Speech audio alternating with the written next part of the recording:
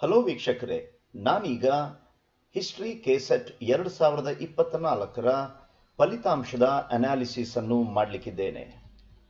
ಈ ಸಲದ history KSET examination ಅನ್ನು 7565 ಮಂದಿ ಬರೆದಿದ್ರು. ಅದರಲ್ಲಿ ಹೈಯೆಸ್ಟ್ ಸ್ಕೋರ್ 226 ಆಗಿತ್ತು ಹಾಗೂ ದ ಲೋಯೆಸ್ಟ್ ಸ್ಕೋರ್ ಎಷ್ಟಿತ್ತು ಅಂತ ಹೇಳಿದ್ರೆ 54 ಬಂದಿತ್ತು.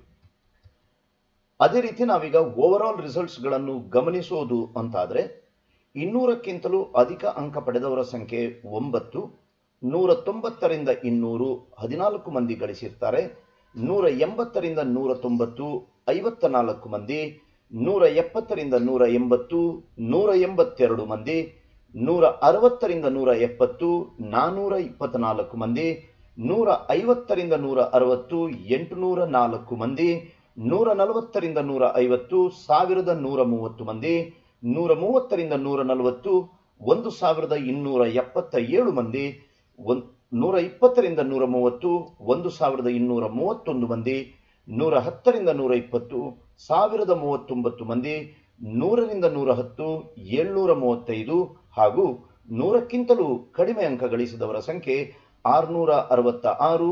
ಒಟ್ಟಾರೆ ಅಭ್ಯರ್ಥಿಗಳ ಸಂಖ್ಯೆ 7565.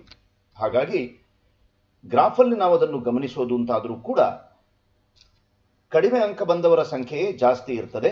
ಹಾಗಾಗಿ ಯಾರು ಫಲಿತಾಂಶವನ್ನು ನಿರೀಕ್ಷಿಸಬಹುದು ಪಾಸ್ ಎಂದು ಅನ್ನುವುದಂತಾದರೆ ಯಾರೆಲ್ಲ 170 ಮತ್ತು ಅದಕ್ಕಿಂತಲೂ ಹೆಚ್ಚು ಅಂಕ ಗಳಿಸಿದವರಿದ್ದೀರಿ ಅವರೆಲ್ಲರೂ ಕೂಡ ಜನರಲ್ ಮೆರಿಟ್ನಲ್ಲಿ ತಮ್ಮ ಫಲಿತಾಂಶ ಪಾಸ್ ಎಂದು ನಿರೀಕ್ಷಿಸಬಹುದು ಎಂಬುದು ನನ್ನ ನಂಬಿಕೆ.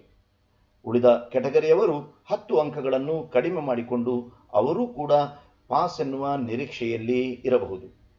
ಧನ್ಯವಾದಗಳು.